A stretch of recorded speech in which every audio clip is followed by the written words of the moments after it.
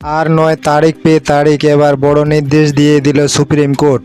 তারিখ পেয়ে তারিখ চলবে না, নিয়ম মাফিক করতে হবে শুনানি। 3 দশক আগেও বিচারপতির যে অভ্যাস নিজেদের মধ্যে তৈরি করেছিল তা সম্পূর্ণভাবে বিলুপ্ত হয়ে গেল কেন?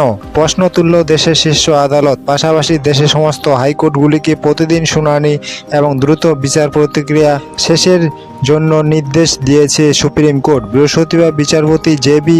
পারদিওয়ালা এবং বিচারপতি কে.বি. বিশ্বনাথের বেঞ্চে একটি মামলার শুনানি চলাকালীন এই নির্দেশ দিয়েছেন। ডিভিশন বেঞ্চ কেন শুনানি নিয়ে এত টালবাহানা, সেই প্রশ্ন তুলেছেন বিচারপতিরা।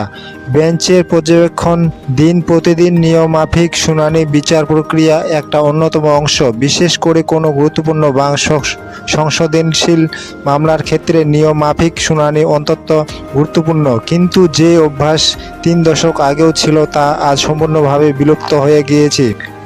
আমাদের বিশ্বাস, এই রীতিকে ফিরিয়ে আনা প্রয়োজন, বিচারপতিদের সংশোধন। তবে এই অভ্যাস ফিরিয়ে আনার জন্য বর্তমান সামাজিক, রাজনৈতিক এবং প্রশাসনিক পরিস্থিতিটা বোঝা প্রয়োজন। এমনকি কিভাবে পুলিশ তদন্ত করে সেটাও বোঝা প্রয়োজন। এরপরেই এই দিন প্রতিদিন শুনানি করাতে দেশের হাইকোর্টগুলিকে একটি কমিটি গঠনের নির্দেশ দিয়েছে। চলতি বছরে একটি পরিসংখ্যান অনুযায়ী দেশের প্রতিটি আদালত অর্থাৎ নিম্ন আদালত থেকে শীর্ষ আদালত পর্যন্ত মোট বিচারাধীন মামলার সংখ্যা 4.6 কোটি, যার মধ্যে 63 লক্ষ মামলা পড়ে রয়েছে। নিম্ন আদালতে হাইকোর্টে পড়ে রয়েছে 63 লক্ষ মামলা বিচারাধীন, অর্থাৎ বিচারাধীন মামলা সুপ্রিম কোর্টে পড়ে রয়েছে 86,000 এবং বেশি মামলা।